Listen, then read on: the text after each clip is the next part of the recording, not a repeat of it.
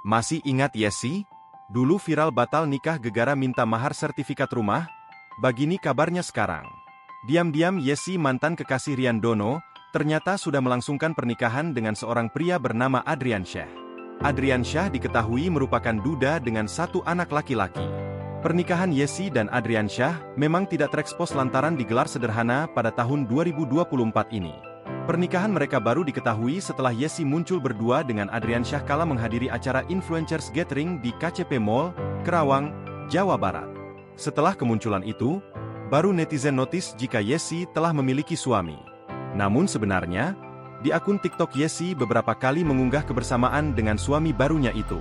Ia juga sempat memajang foto prewed bersama Adrian Syah. Dalam foto itu, Yesi tampil cantik mengenakan gaun putih, sementara Adrian Syah memakai jas warna coklat dengan dalaman hitam. Pasangan ini juga sempat melakukan prewed memakai busana adat Jawa. Adrian Syah, suami Yesi, telah memiliki seorang anak balita berjenis kelamin laki-laki. Meski ibu sambung, Yesi dan anak suaminya itu sudah menjalin hubungan yang akrab. Hal ini terlihat dari berbagai foto dan video yang diunggah Yesi di akun TikTok-nya. Yesi terlihat telah jatuh sayang pada sang anak dan merawatnya penuh kasih.